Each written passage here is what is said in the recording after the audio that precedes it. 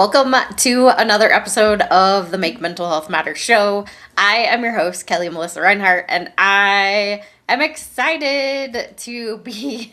I know I say it every single time. That's like my opening line. I'm excited to be here. Yay! I was talking to one of the producers on the radio side, and he's like, "Yeah, you have these little phrases that you do."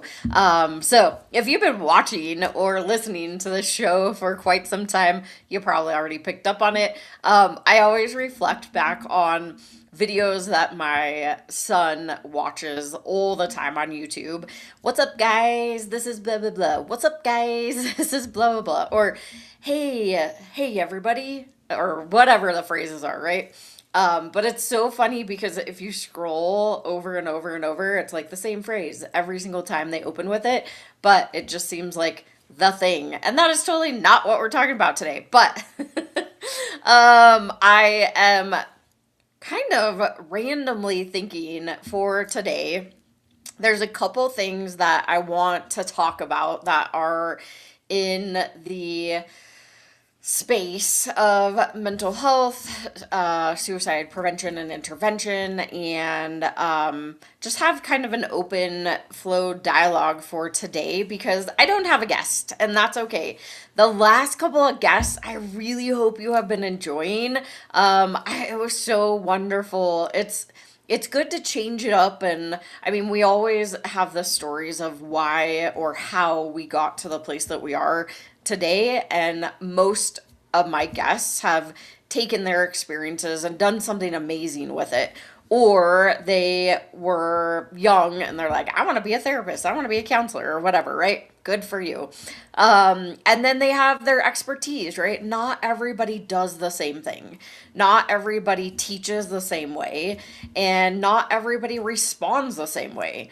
We could literally be in the same exact experience, have the same exact therapist, counselor, coach, whatever you want to call it, and we're probably going to take something very different out of that situation, event, session, whatever. And that goes with all of us humans. And all of us in the mental health space, whether we have lived experience or not. And I think the best part about knowing that is you're not crazy. So there's a lot of labels that we give people, right? Crazy, over dramatic, addict, substance user or substance abuser or abuser, bully, OCD, anxiety, frantic, right? Like I could throw out so many words that not all of us, but some of us in society tend to label people. And I really want us to start moving away from those things and starting to figure out why are those things. So, okay, we're going to go, let me rewind a little bit. And I'll tell you why this is coming up for me. So, I have, for the last 2 weeks, I have been in peer and family support training to get a certification in peer support. Peer support for recovery, for mental health, and then the family side, supporting family within mental health and substance use. I am a person who has experienced the loss to suicide. I am a person who has experienced mental health challenges. I very much had points in my life that I felt very depressed. I utilized medication to get me through those times.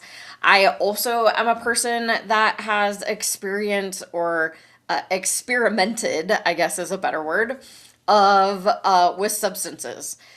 In high school, I was that little rebel without a cause. I was born and raised Mormon, and I stopped practicing when I was 12, but I also moved to Colorado when I was 7 from Utah.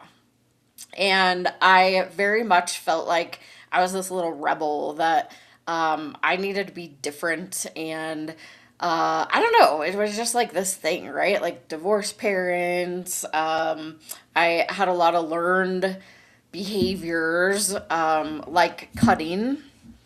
I was a cutter, and actually, I had a friend teach me, which is interesting. I think I've talked about that before, but it was a learned behavior for me, and so I am a person. I also dabbled in substances. I hopefully my dad watches this show. But and my mom too. But anyways, hey, it's fine. I'm gonna be 46 this year, so it's okay, Kelly. I actually dated a drug dealer at one point in time. Did I know that he was? I did. I didn't. I think I was so naive that I like didn't really understand like what that really meant, or that yeah, that there was like any imminent danger or anything of that nature. Because I guess in my mind's eye, if you think about a drug dealer, you're thinking about. So I live in Colorado, which most of you know. But there's this street called Colfax, and it's like the bad side of town, right? I mean, we have like Denver, where there's like not the best part. We have lots of different pockets within Denver that are not very good. And when people are like, "Oh, I'm staying at blah blah blah," and you're like, why the heck would you stay over there? Or why would you stay on Colfax? Anyways, I had a job one time off of Colfax. Not, it sounds horrible. I was a bartender at a restaurant that was off of Colfax. Anyways, if you're from Colorado, you probably get why I just had to preface that. But anyways, if you think about like a drug dealer, I think about those like shady characters that are on the street corner, like I don't know, the ones that you see in or on gangland, things of that nature. Anyways, okay, so I'm going through all these stigmas, these biases, these things that I've experienced throughout life. And I never considered myself, like, I never got addicted to anything. Like, I'd try it and then I was like, eh, whatever. I don't know. I just always felt like substances in my body didn't really work out for me. One, I used to love to dance. So, dancing was totally my thing. I was a raver. I went to all the raves and the underground ones, like back in the day when you had to go checkpoint to checkpoint to checkpoint, because you'd have to go to the first checkpoint to get a piece of paper that told you where to go to the second checkpoint. Then you got another piece of paper. Yes, this was back in the 90s. Then the checkpoint sends you to the other place. We had one that was, so we're like South Side Denver. And it sent us all the way to South Park. South Park is a real place in Colorado. And that's like way, way out, far, far, far away land. But we went to the middle of South Park and there was a big, giant rave.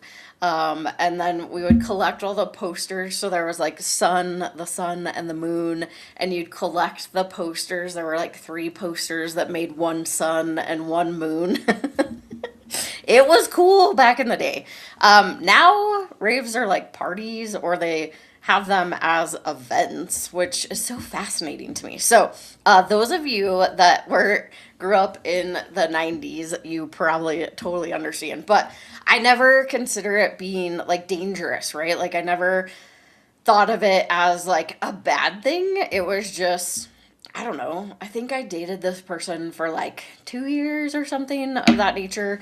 Anyways, and I saw a lot of like pills, and I saw like giant, what I believe now was like big balls of I'm like, yes, I'm going into all of this right now, but like cocaine balls, like giant, I don't know, is that what it is? I have no idea. That's how naive I was. I know what the pills were, and it was ecstasy, like that was the thing back in the day. But it wasn't cut with all the crap that it is today, or what I have heard from today. So why am I telling you all of these things? Because I think it's also important to know where people come from and what their experiences are, and why I chose to take this specific training, I just wasn't like, give me that stuff. Like, I need to be on it all the time. It was like a try and then, this is stupid. I couldn't dance because I was on the floor half the time. Like, it just wasn't a thing for me. Yeah, I smoked for actually a really long time, but it was more social. Again, another learned behavior. A friend gave me a cigarette, and I, yeah, like didn't know what to do. I actually didn't inhale. That sounds funny because, anyways. And then I had a friend teach me, right? Like, they're like, you're not even inhaling. And I was like, oh, that, I wondered why I could smoke a whole pack of Reds in like an hour. Because you're just, it's like the TV, like TV shows. You used to see people smoking in TV shows or movies all the time. Now we don't. It's just something that I've been thinking about lately.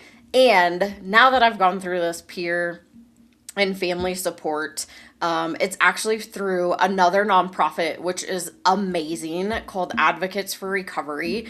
And they give you a certification at the end to be an actual peer or family support coach. It's kind of a coach, but support specialist. I don't know what the exact term is. But I was thinking, because I made a choice last year in April 2025, that I wasn't going to drink anymore. I, again, wasn't like a huge drinker. I would drink every now and again, mainly social. We have a ton of alcohol in our house, but like it's probably really old and bad by this time because, one, not drinking anymore, but two, it just sat around. Like, it was very much that, like, when we had parties or gatherings or birthdays or whatever, right? Like, that was usually, or we're going to sporting events, or we're going out to dinner with friends. That's really friends or family. The only time that I would ever really drink, it wasn't like, actually, like in my brain, because I had wine. I was a One Hope wine consultant for a little while, so I had wine in the house, but like I didn't want to open a whole bottle because I knew I would only drink like maybe one or two glasses.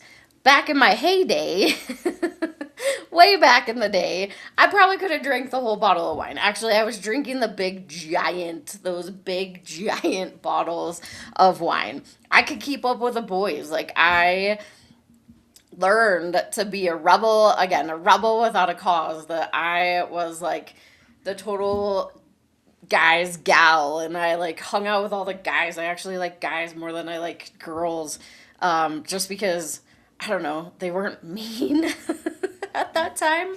But yeah, like, there was a point in my life that I was reckless and I drank a lot, and then I had my son, and I shifted really from that moment of like, is this really serving me? Is this really helping me? And more so, like, women, those of you that have had babies, I mean, even guys, right? Like, you still, when you have a baby, they wake up all the time in the middle of the night. With women, if you're breastfeeding, then you have to feed them, right? You can't be drunk while you're feeding your baby. The babies get drunk. So, year and a half of not drinking or anything, right? After having a baby, it's like, pff, what's the point? Who cares?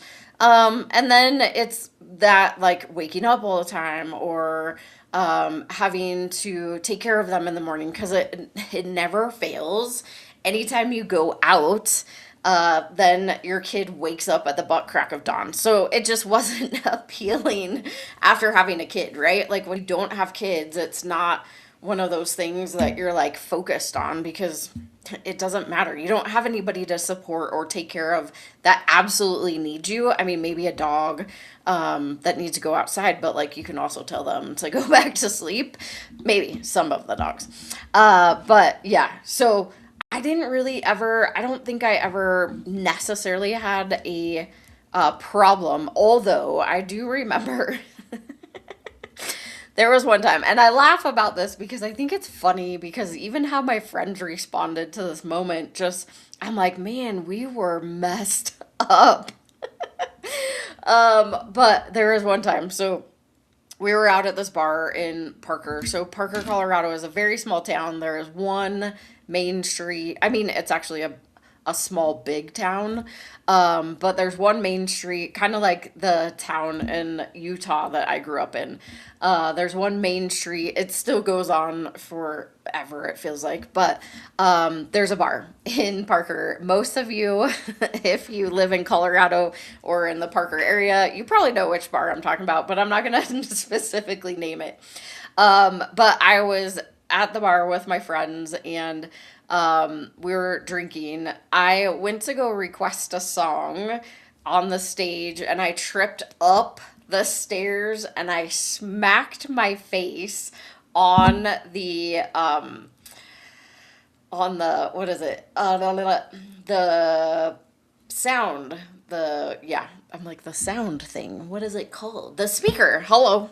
The speaker that was on the ground. There was a speaker box, and I smacked my head on the speaker box. It was like right here, and I'm pretty sure it fractured my, like, I know I had a cut, and then it actually fractured my nose, which I didn't know until like years later, because I couldn't breathe and I never realized it. But I went and it swelled. I got a black eye, and it was pretty quick. And my friends handed me a beer to put on my face.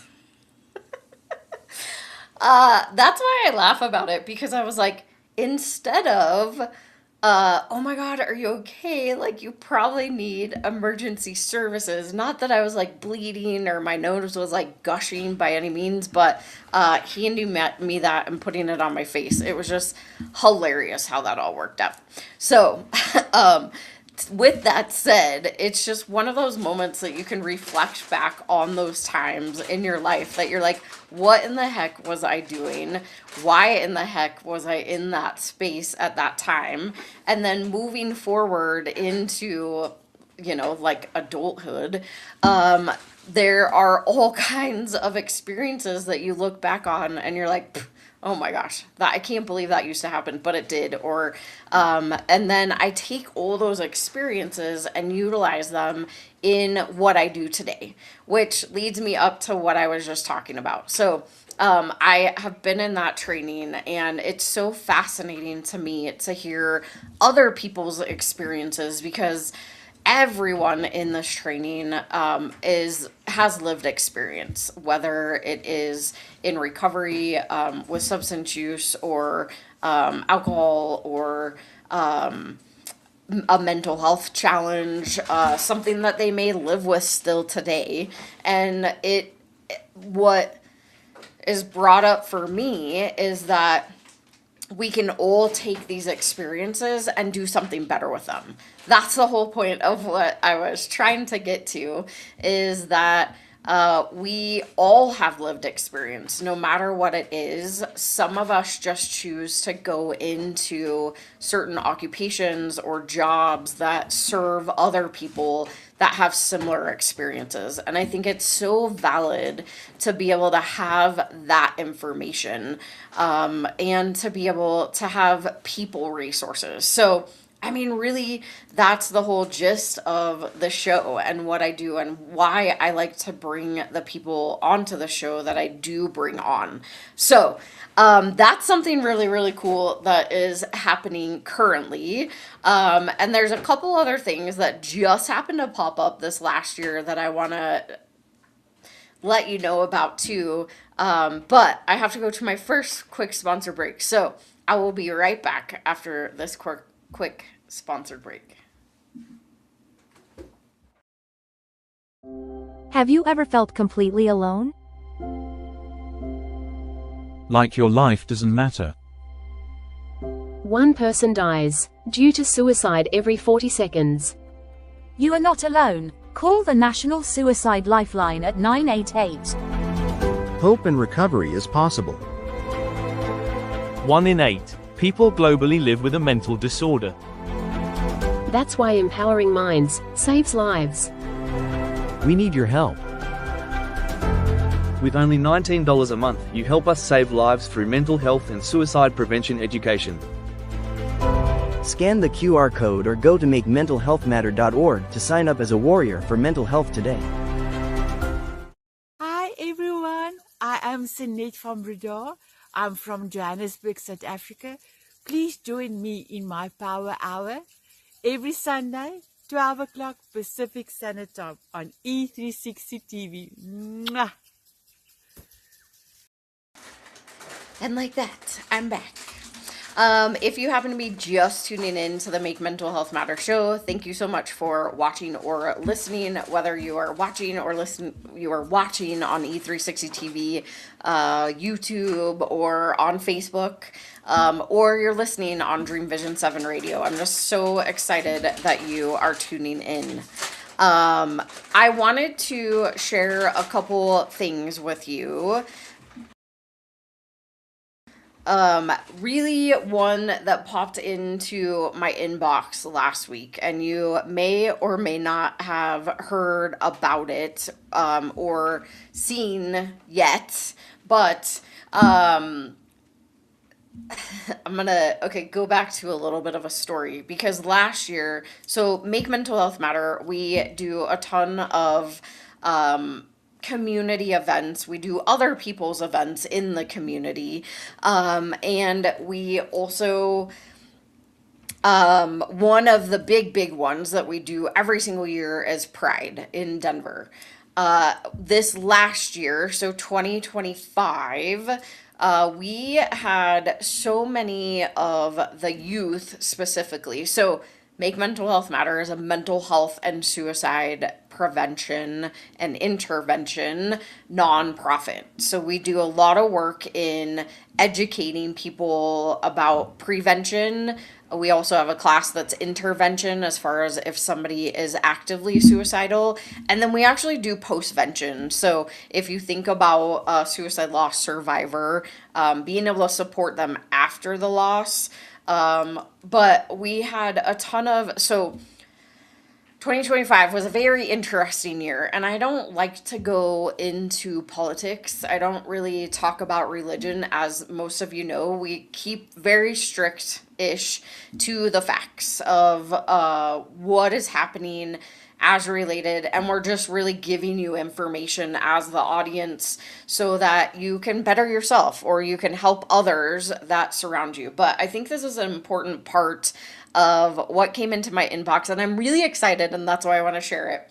So last year, a whole bunch of funding was taken away from 988. If you're not familiar, and those of you that are listening globally or international, and not in the United States, this probably doesn't pertain to you, but I think it's also important because a lot of people also heard about this. So 988 is the number for the National Suicide Hotline. It took a really long time to get the 3-digit number enacted, because it was a really long 1-800 number. There's a song all about the 1-800 number, and 988 was one of those initiatives to be able to make it easy, like 911. You can dial 988 and it'll get you to the National Crisis Lifeline. There are 3 different options on there. So you have one, which is like your standard, anybody can call anybody, anywhere, only in the United States. But the other is for veterans. So if you press 2, it's for veterans, and maybe you didn't know that before, but option 2 is for veterans. And then option 3 was for LGBTQ plus youth. And the funding got taken away from option 3 specifically. It was defunded this, summer of 2025, and it stirred up a lot of things. I will tell you, when we were at Pride, I had so many youth coming to our booth because understanding that we do a lot of work in the suicide prevention and intervention space. They're like, so basically they're just saying that they don't care about us anymore. They don't care about the lives of youth, specifically in the LGBTQ plus space. And that broke my heart. Like, it wasn't just one person that came up, it was multiple people. They're like, so what do you know about 988? And what do you know about it going away? And what do you know, like, what are we going to do? Do we have anybody to call? How are we going to help ourselves? And I was shocked by the amount of youth that stepped into our booth and asked that question.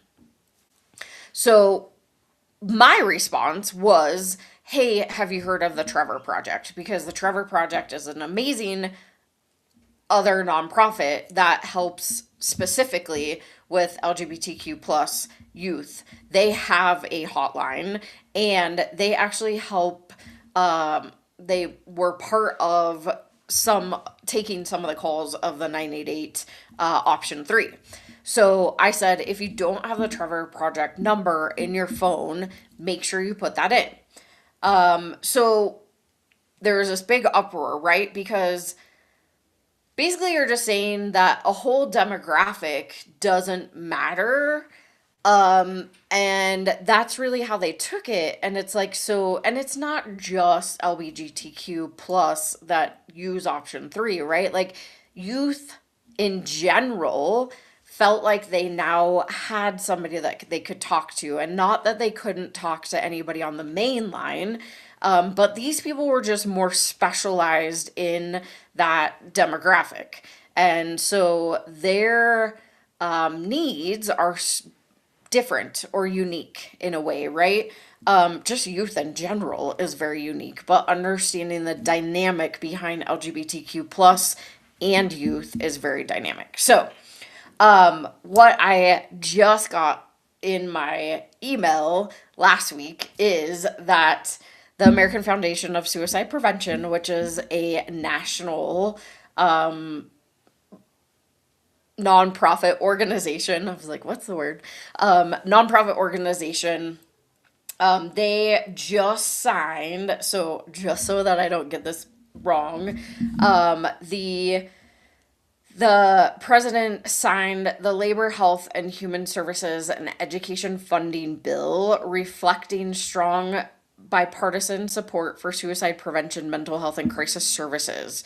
So this package will increase funding for 988 Suicide and Crisis Lifeline to $534.6 million, which restores the funding for the specialized 988 services for the LGBTQ plus youth. Like, it gives me chills. So option 3 is coming back, which is so amazing because there's so much proof and so much investment that went into this specifically. So I am excited for that to be able to come back, not only restoring the funding for option 3, but restoring funding just to 988.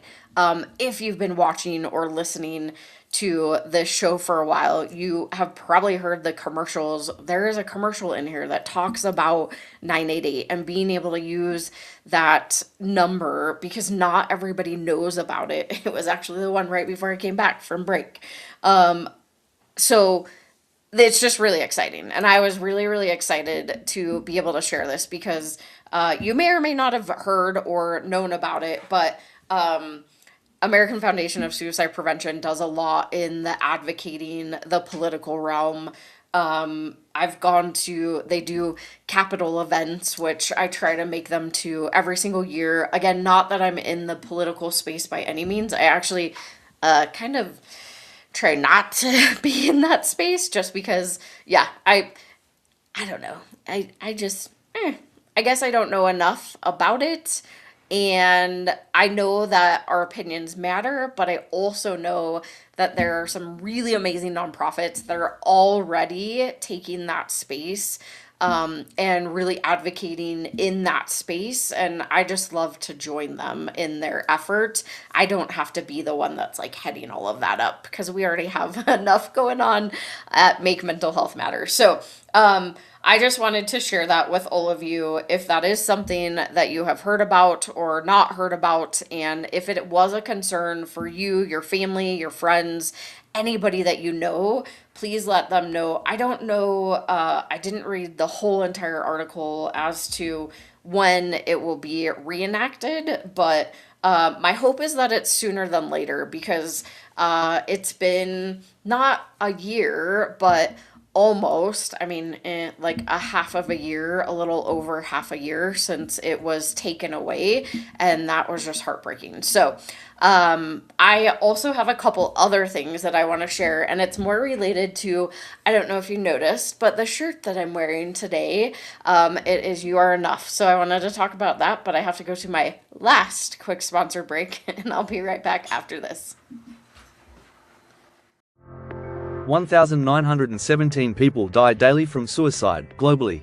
I lost my middle sister, Carrie, to a completed suicide on February 20th, 2017. How does Kelli, host of the Make Mental Health Matter show, impact lives? Number 1. Awareness. My story, however, it isn't unique. I am a domestic violence survivor and a recovering addict. For 14 years, I was in active addiction, and because of Kelli and the work that she does and the opportunity to have my voice heard, I was able to stay clean and sober and have hit a year. I'm still here, and if it wasn't for Kelli answering my call the day that I thought I was going to take my life. 2. Conversation. I'm curious, and I know that I've heard a lot in the BIPOC community, it is very hush-hush. It's like one of those things that you don't talk about. Like, you literally feel like it's not a conversation you can have. So can you talk a little bit more about that? First, shout out to Kelli, because I'm glad that she asked the question. I researched you before I went on your show, and I saw how real and authentic you were. And I just appreciate the question, because it is different, and we have to have tough, courageous conversations. So yes, I always say I'm a triple diversity threat. I'm a Black woman with multiple disabilities. Now, I'm not really a threat, but to other people, I may be, because people fear the unknown and what they're uncomfortable with. Number 3. Education. Kelli's passionate commitment to mental health awareness is a beautiful thing. It's clear in her social media posts, it's clear in the resources that she puts together, in the activities that she provides, her collaboration with organizations, and the consistent way that she continues to deliver a message, encouraging people to understand that they can share openly and to break the stigma around mental health. Kelli's topics cover children and adults, talk about things that we can do as a community, things that we can do individually, and her website is packed with information and resources and all kinds of contacts that you can use to reach out, whether you're dealing with something yourself or you're looking to help somebody else who is struggling. I encourage you to check it out. And like that, I'm back again. If you're just tuning in to the Make Mental Health Matter show, go back and listen to the whole beginning of this. It's just me today. So some exciting news that I gave before the break about the 988 and about 988 and the restoration of option 3 for LGBTQ plus youth, which is very exciting. And then I was going to tell you a little bit about this shirt. Well, it's a hoodie that I'm wearing. So this is another one. You may or may not know about it. I think a lot of people in the mental health space, mental wellness, like they're all over the place, but there's one company that started it. So it's a dear person. Oh my gosh, I should have had the exact wording. Let me look it up here. Dear Person Company. I think that's what they're just called. Dear Person Co. They started it. So the ones that say you are not enough, and then they have, I don't know if I can turn all the way around. Let's see. Maybe. I don't know if you can even see what I did when I turned around, but it basically says like, I don't even know what the back says. Yeah, it says something like, hey, from the person in front of you, you are enough and you are valuable. And I probably should have looked this up before I had this conversation. I don't look at my back. However, I do, I look at it before I put it on. Okay, so it says, dear person behind me, the world is a better place with you in it. Love the person in front of you. So this company was started by a woman who lost her sister to suicide, and that was a saying that her sister said often before she passed. And I get like the You Matter. We have within Make Mental Health Matter, we have Love Life You Matter. That has been one of ours for a really, really long time. We just recently made a collaboration with Choose to Live, and hers is Live, but it's L semicolon VE. So it's Love Life and Live with a semicolon as the I.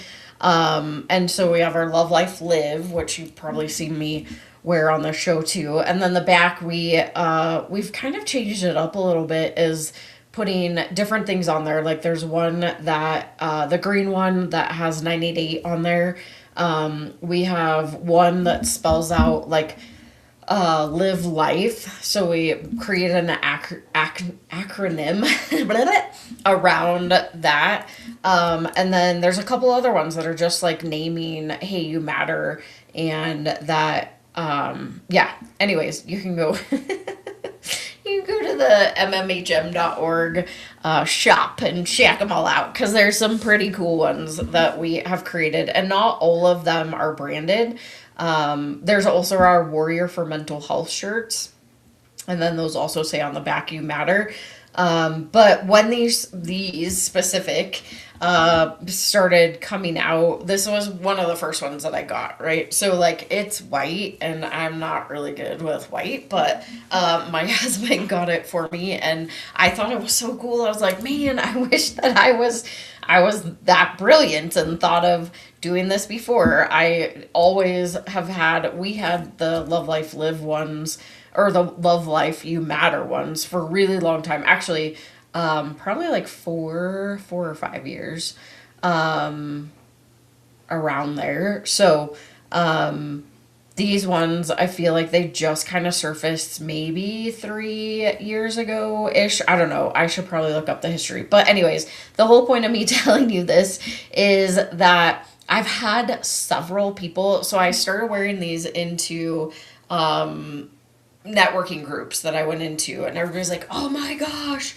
that's such a cool shirt, blah, blah, blah. They're like, are those yours? And I was like, no, just got them.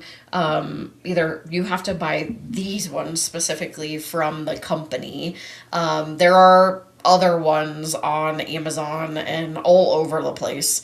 I think my husband originally saw this one on TikTok is where they really started, and they just blew up. And now people are doing lots and lots of different versions. But I think it's kind of cool how Dear Person Co. is coming out really with her story and what it means to her specifically and why she founded this organization.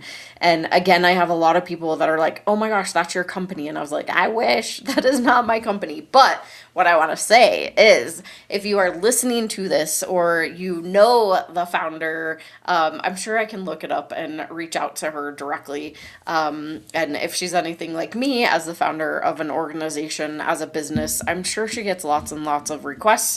But one, I would love to have her on the show because, the loss of a sister, a loss of a sibling, I just love to share people's experience. Again, that's a lot of my story too, right? Like the loss of my sister and So I think that's why a lot of people are, well, they give to mental health nonprofits. And we had our shirts for a really long time, and it's the founder lost her sister, so it must be yours. Like, they're making this connection, and I'm like, it's not. But I do know that they give to mental health and suicide prevention intervention nonprofits. So one, having her on the show just to be able to share her story, but maybe there's a connection or a collaboration, and maybe they're looking for another nonprofit to be able to give to. Who knows?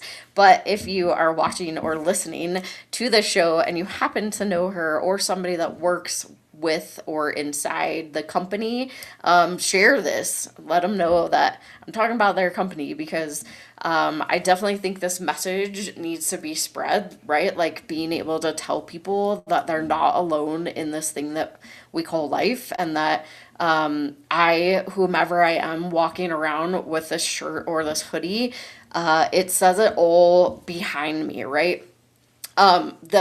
The hood does hang a little low, so centering it maybe down lower would be super fabulous. But you can walk around with the hood up, right? Either way, but I definitely know there's lots more. So I was just looking the other day, and that's why when I wore it, I was like, oh, yes. I'm like, I need to get more colors. They have a new one that just came out for Valentine's Day, which adds a heart on it. And if you know anything about me, I like to add the little hearts to everything. That's probably not anything I've ever told on this show, but if you look at any of the stuff that we do, I always add the green, purple, and blue heart. More so, you can see in this logo up here, our colors for Make Mental Health Matter are purple, green, and blue, because green is mental health awareness, and then purple, and it's teal, but we use a little bit different blue, because blue is like one of my favorite colors. So we don't use the teal color, but we use more of a blue, like a royal baby blue mixture.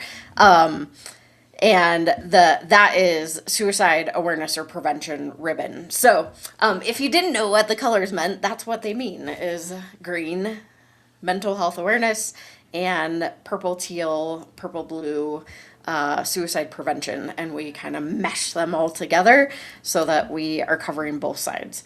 And you might be like, well, why don't you focus on one or the other?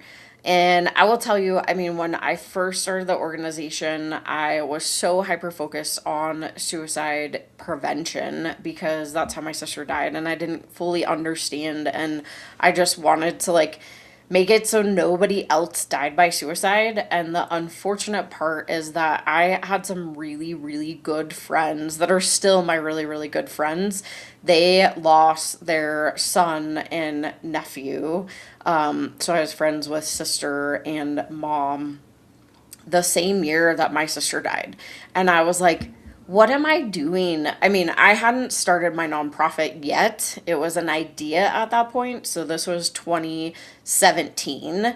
I hadn't started my nonprofit. It was just an idea. And after he died, I was like, man, I got to do something different. I have to, if I can't even help my friends that surround me and they're losing people, like, what am I doing? And I think that was really eye-opening for me, of like, I got to do something. I got to change something. I don't know what I'm doing, but I'm going to do something. So that's pretty interesting. And that's kind of where everything started flooding in, I guess you could say, is that I was like, I got to make a change. I got to do something. And that's where the nonprofit was really born from, is multiple losses in a row. My sister being an adult, and then my friend's kid being, he was only 17, I believe. That was, gosh, my brain's like, blah. But yeah, 43 and 17, and his was they literally were in between when he was diagnosed to when they were waiting to get an appointment. Like, that was the gap where he ended up taking his own life. And and then I think about my sister's gap was it was 5 years in between the last attempt that we knew of within our family. Apparently there were other ones that, micro attempts, I don't know what you would call them, that we didn't know about. But that gap, right? Like a 5-year gap or a 2-week gap, it doesn't matter what the gap is, but I knew that gap in my brain, something had to change. We had to do something. And that's where enter nonprofit, enter understanding about suicide, enter understanding about mental health. All of that kind of came at me within 2018. And I was like, oh, what if people actually learn this stuff? Like, I didn't know it. I didn't know what to do before. What if, everybody else needs to learn this? Like, do they know how? Do I know how? And that's when I started getting educated. I was like, I got to learn as much as I possibly can. Like, give me all the certifications. And as you hear, I continue to do that. Every single year, I try to take at least one training. I might be one of those weirdos. I know I'm going to label myself.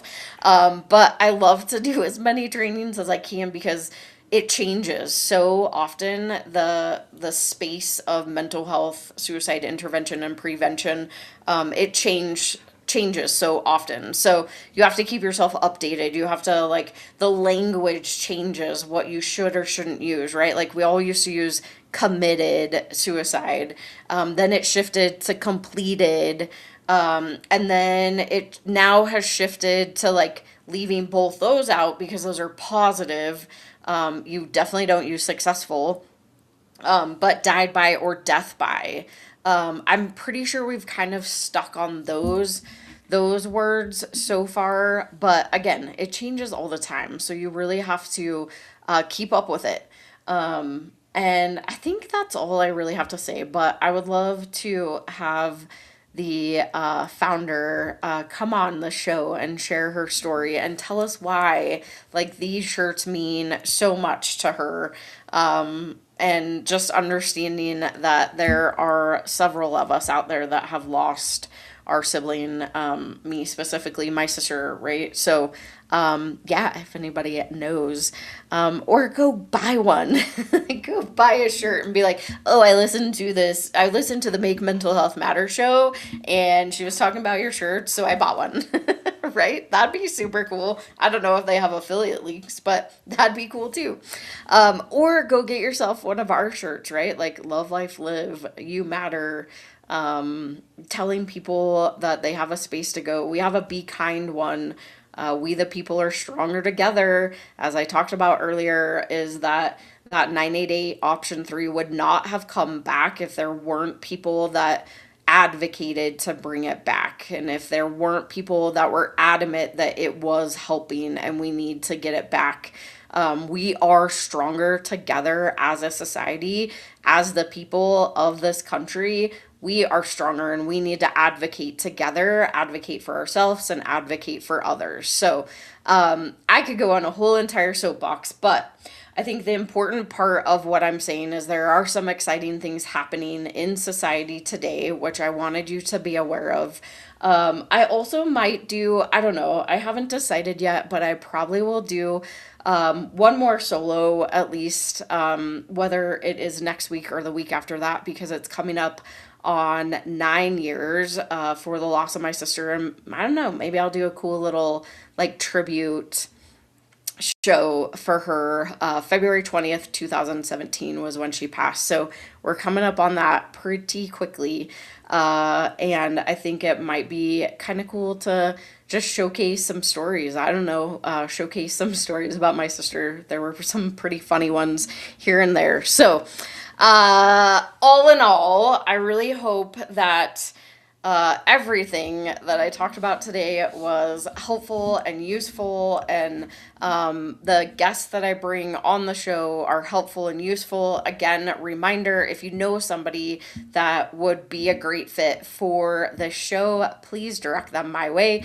They literally can just go to mmhm.org/show. I will put it down here, but it's marymaryharrymary.org/show.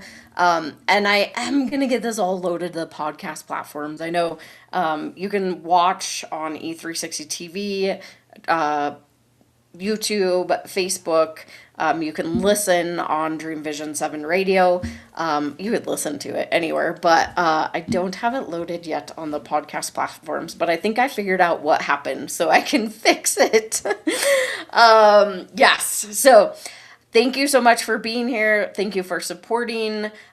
We are well over 120,000 people that watch or listen to the show now, which is so exciting. And we're in the tops of the downloads, more specifically on Dream Vision 7 Radio. So that is super, super exciting. Thank you for being a part of this journey. Thank you for allowing me to share my story. And I will catch you all next time. I go live every single Monday at 5 a.m. or 5 p.m. Mountain Denver time. Or you can watch live on E360 TV at 5 p.m. Mountain Denver time. No matter what, I'll see you next time. Bye, y'all.